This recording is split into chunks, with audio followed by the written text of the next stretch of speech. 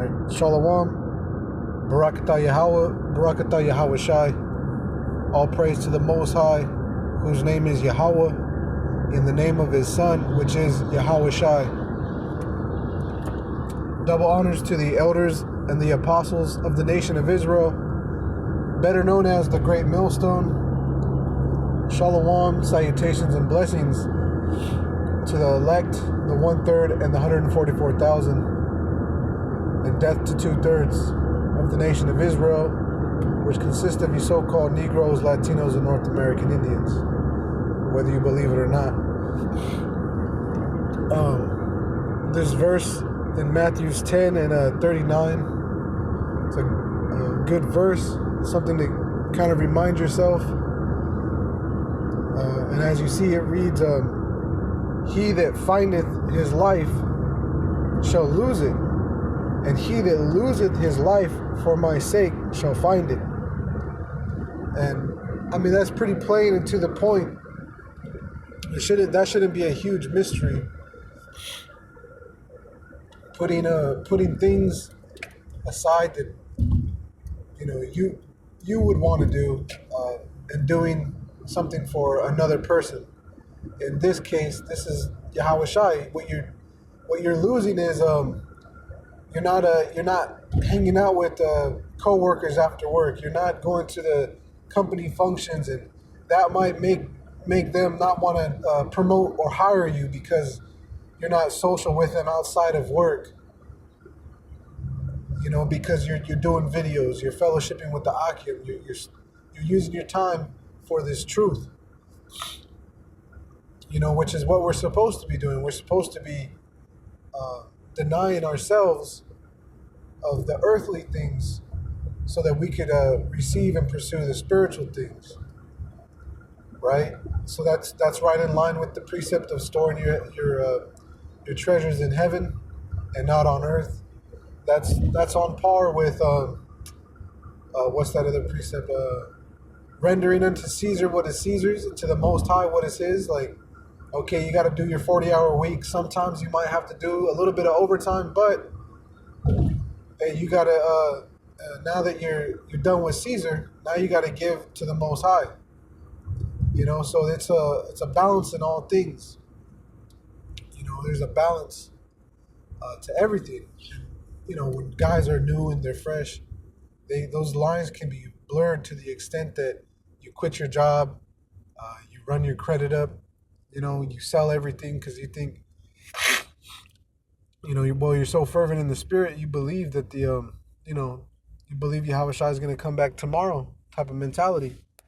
And then after a couple months, after a few years, you're like, okay, I'm going to be here a while, so you got to make things work.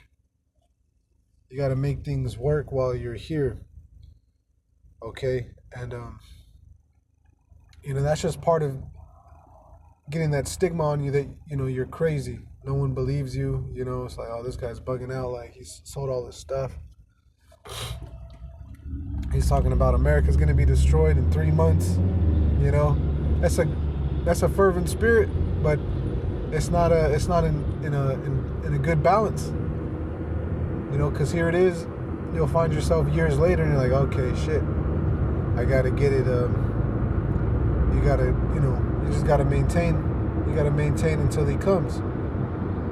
Occupy until he comes, meaning do the work and be found working when he comes.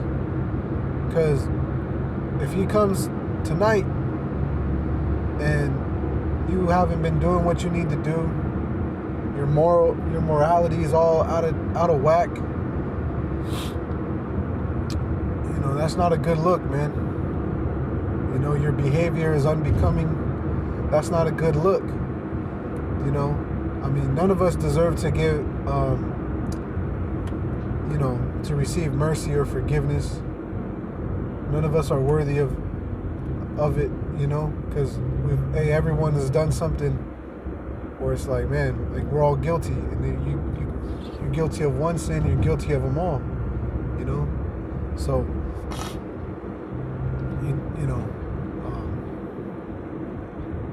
while we have time and liberty, let's do the things that are correct and right, rather than, those of the flesh, which are incorrect and wrong, because it's easy. It's real easy to pursue the lust of the flesh, but it's not so easy to pursue the spirit, and that's the trouble that a lot of guys have, especially new guys coming in. With the world getting weaker and weaker through age, and it being worse and worse, it's going to be, I kind of see it as it's more of a miracle and more of a challenge as the days and the years draw on for guys to really, get pulled out of the world, man. Because the clutches of the world are getting stronger and stronger, more demonic. They got this gay pride festival coming up in particular. That's a good example of people finding their lives. They're like, they get the Most High, he gave them up to vile affections. You have to understand that. The Most High is